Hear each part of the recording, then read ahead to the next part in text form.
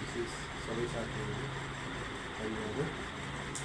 मेरो कविताको शीर्षक छ सम्झनामा बुवा। सानो छँदा बुवाले प्राय कान्छाले भन्नुहुन्थ्यो, सायद यति सङ्घात गरेकाले होला नराम्रो पनि कान्छाले नहुन्थ्यो।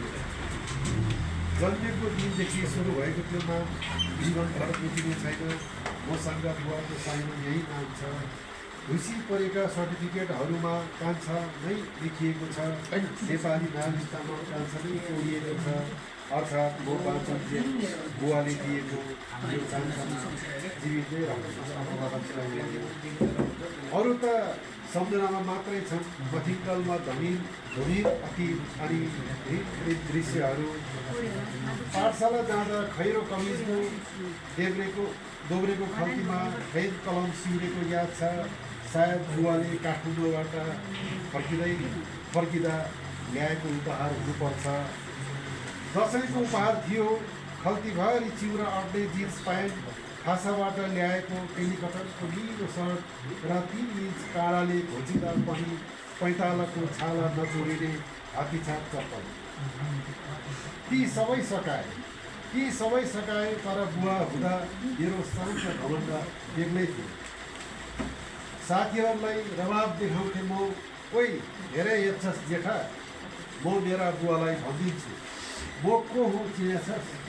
फक, मेरो बा त घरमा आउनुले, तँ त 12 बज्दैछस्।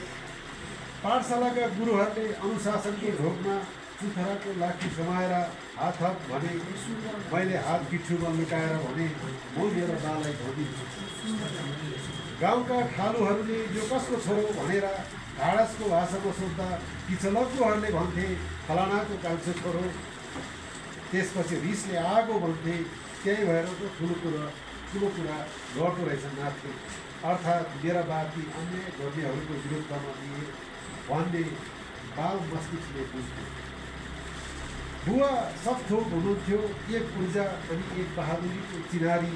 आज नराम्रो राखिएको त्यो कान्छा नाम अहिलेसम्म जीवित छ। म हरेक पल बुवाको नाम लिन्छु। 3 पुस्ते कागजातमा म बुवा र हजुरबाको नाम लेख्छु, तर मेरी आमा र हजुरआमाको नाम नमाग्ने व्यवस्थाप्रति म सधैँ धिक्कार प्रकट गर्छु।